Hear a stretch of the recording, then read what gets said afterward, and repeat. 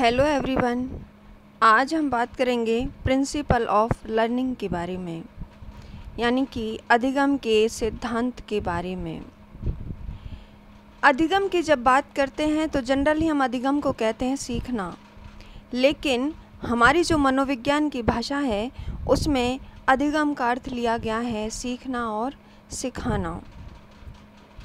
सीखने और सिखाने की प्रक्रिया में 3 तत्व शामिल होते हैं, जैसे ज्ञान, बिहेव और विश्वास।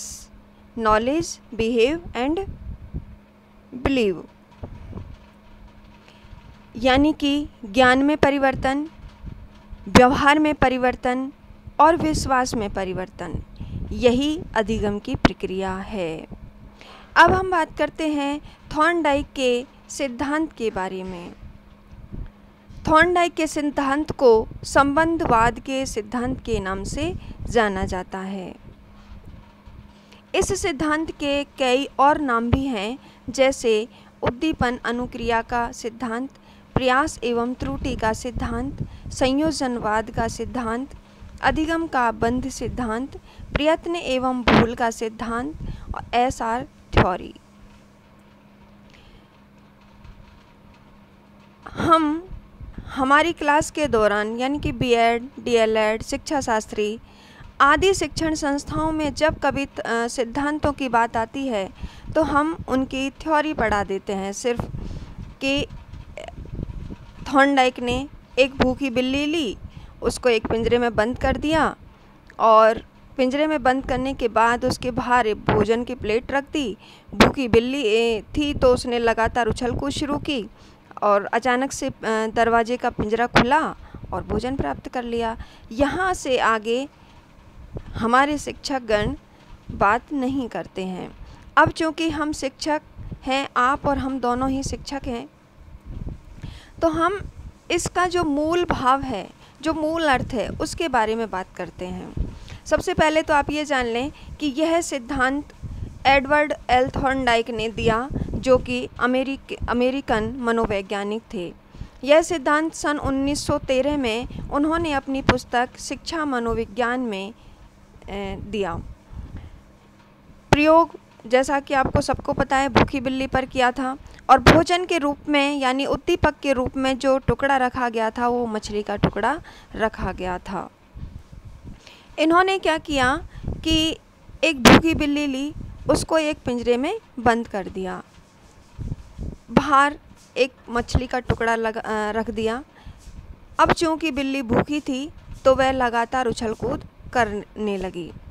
उस पिंजरे में एक लीवर लगा था और एक दरवाज़ा भी था। बिल्ली के लगातार उछल कूद करने पर जैसे ही उसका पैर उस लीवर पर पड़ा, दरवाज़ा खुला और बिल्ली ने भोजन प्राप्त कर लिया। यह प्रक्रिया थॉर्नडाइक ने कई बार दोहराई। उन्होंने बार बार उस बिल्ली को पिंजरे में बंद किया और बार बार भूखी बिल्ली को पिंजरे में बंद किया और उसने दरवाज़ा खोला और भोजन प्राप्त कर लिया। अब हम बात करते हैं कि जैसे कि आपको सबको पता है कि उद्दीपक अनुक्रिया यानी कि SR थ्योरी पावलोव ने भी दी है, और उसी SR थ्योरी की बात थॉर्नडाइक ने भी की है। पावलोव के सिद्धांत में, जैसे कि आप सबको पता है, पावलोव ने अनुबंधन को महत्वपूर्ण माना। अपने सिद्धांत में उन्होंने अनुबंधन को महत्वपूर्ण माना, क्योंकि उन्होंने क्या किया कि भोजन को देख करके कुत्ते की लार आना स्वाभाविक था। उन्होंने उस कुत्ते की लार का संबंध किससे जोड़ दिया? घंटी के साथ उसका संयोजन कर दिया, और इसी को उन्होंने अनुबंधन का सिद्धांत कहा है। जबकि थॉर्नडाइक ने क्या किया कि पावलोव के सिद्धांत में कुत्ते का भोजन के साथ और घंटी के साथ अनुबंधन हो गया, लेकिन थॉर्नडाइक के सिद्धांत में भोजन के रूप में सिर्फ भोजन था और बिल्ली ने एक ही अनुक्रिया की, सिर्फ उछलना कूदना। यानी कि ना तो बिल्ली की अनुक्रिया चेंज हुई और ना भोजन के रूप में कोई चेंज हुआ, यानी कि भोजन मछली का ही टुकड़ा था, उसकी जगह कोई बिस्किट, मिठाई, रोटी और कुछ नहीं था, सिर्फ और सिर्फ मछली का ही टुकड़ा था। अब चूँकि एक उद्दीपक और एक अनुक्रिया, एक उद्दीपक और एक अनुक्रिया, अब इन दोनों के बीच संबंध जुड़ गया। इसी वजह से इस सिद्धांत को उद्दीपक अनुक्रिया का सिद्धांत या संबंधवाद का सिद्धांत कहा जाता है।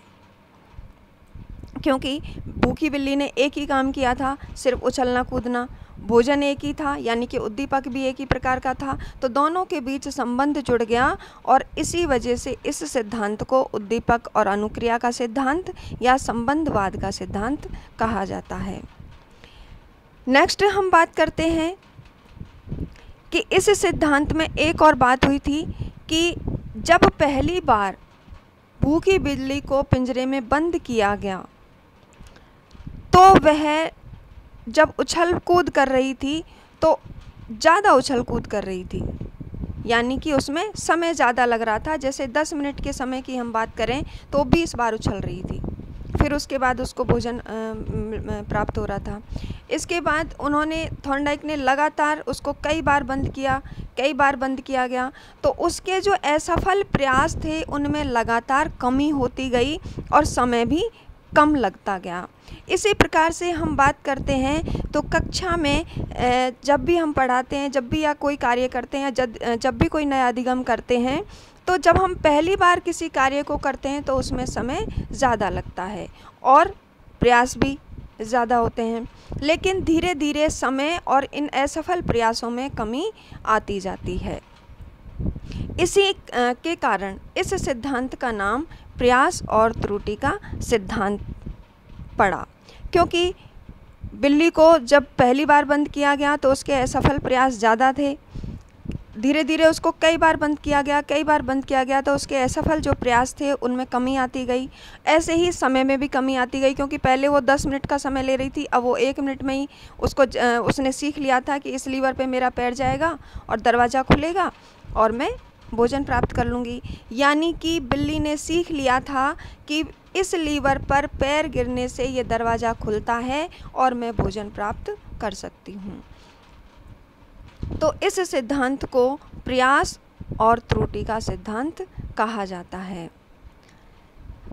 एक और हम बात करते हैं कि जब हम किसी विशिष्ट क्रिया को करते हैं, विशिष्ट उद्दीपक होता है और विशिष्ट क्रिया होती है। यानी कि जैसे हम बात करें कि तथ्य 2 प्रकार के होते हैं, विशिष्ट और सामान्य। विशिष्ट हम उनको कहेंगे कि जैसे हमारी 100 बच्चों की क्लास है और हम उस क्लास में से 4 बच्चों को चूज़ करते हैं कि आप 4 बच्चों को कल ये कार्य करके लाना है, तो वो हो गए विशिष्ट। लेकिन हम बात करें कि अपने 100 बच्चों की क्लास में से आप सभी बच्चों को फलां कार्य करके लाना है, तो ये हो गई सामान्य अनुक्रिया। अब जब हम किसी विशिष्ट अनुक्रिया को करते हैं विशिष्ट उद्दीपक को देख करके, तो वह क्रिया भी हमारे लिए विशिष्ट हो जाती है, यानी कि उन दोनों के बीच अनुबंधन हो जाता है। अब हम नेक्स्ट बात करते हैं बिल्ली द्वारा अपनाए गए चरणों के बारे में। तो सबसे पहले जो बिल्ली की उछल कूद करने का जो चालक था वो था भूख, लक्ष्य था मछली प्राप्त करना, लक्ष्य प्राप्ति में जो बाधा उत्पन्न हो रही थी वो थी पिंजरे का बंद दरवाज़ा। जब उसने बार बार सीधे उल्टे सीधे प्रयत्न किए, पिंजरे को काटा, उछली कूदी, तो धीरे से अचानक से मतलब संयोग से लीवर दबा और दरवाज़ा खुल गया। धीरे धीरे बिल्ली ने लगातार प्रयास करने के बाद सही प्रयत्न का चुनाव कर लिया, यानी कि अब उसने एक बार में ही लीवर को दबाना और दरवाज़ा खोलने का तरीका सीख लिया था और इस विशेष प्रयास जो था उसमें उनको स्थिरता आती गई। इस प्रकार हम स्टूडेंट को भी, छात्रों को भी या बालकों को भी लगातार असफल प्रयासों के साथ साथ हम उसको किसी कार्य को सिखा सकते हैं, क्योंकि जब पहली बार कोई कार्य करते हैं तो हमें समय ज़्यादा लगता है, ऐसे छात्रों को ज़्यादा समय लगता है, लेकिन धीरे धीरे उसमें कमी आती जाती है। अब थॉर्नडाइक ने इस सिद्धांत में सीखने के नियम दिए हैं, जिन्होंने 2 भागों में बांटा है। पहले हैं मुख्य नियम, दूसरे हैं गौण नियम। मुख्य नियम जो दिए हैं उन्होंने 3 दिए हैं और गौण नियम उन्होंने 5 दिए हैं। सबसे पहले हम बात करते हैं मुख्य नियमों के बारे में। तो पहला जो इनका सिद्धांत है वह है तत्परता का नियम, दूसरा अभ्यास का, और तीसरा जो नियम है वो है प्रभाव का।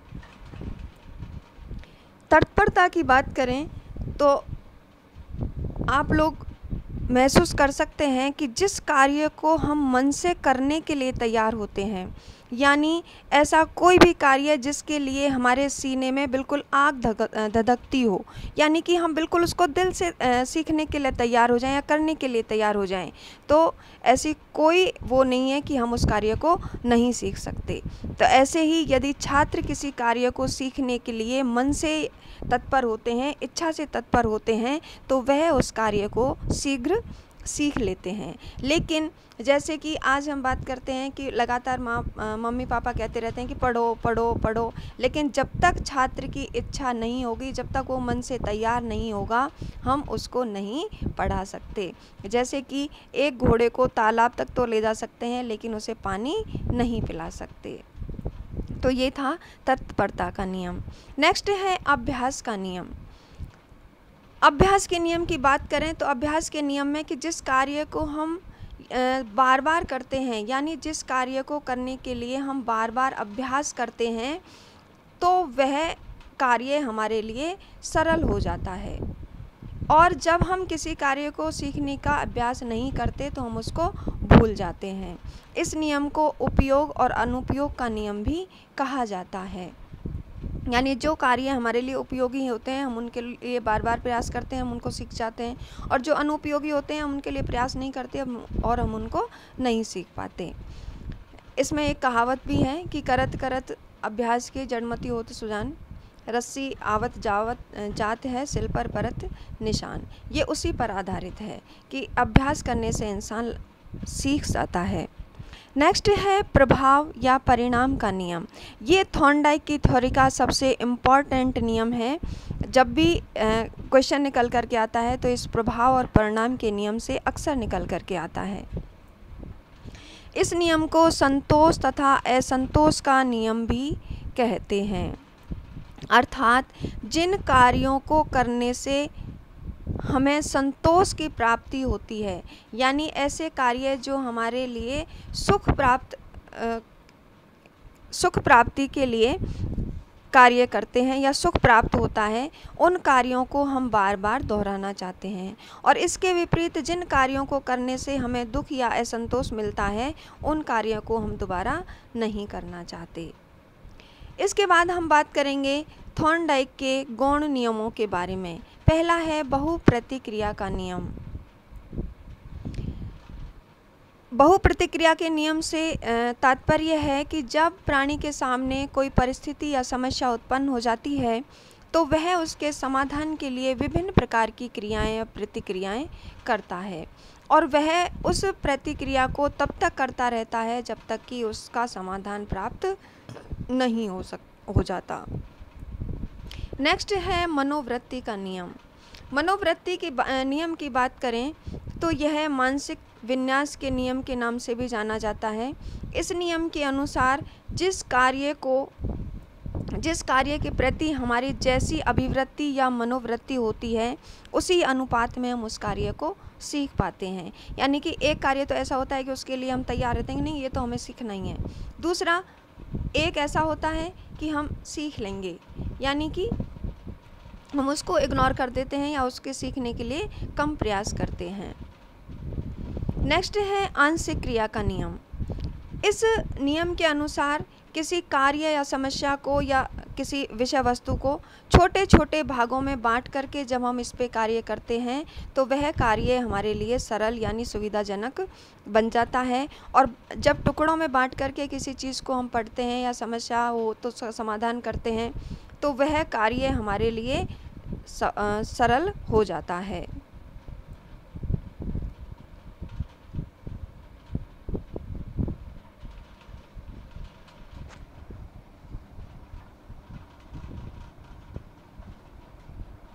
सॉरी। नेक्स्ट है सादृश्यता का नियम।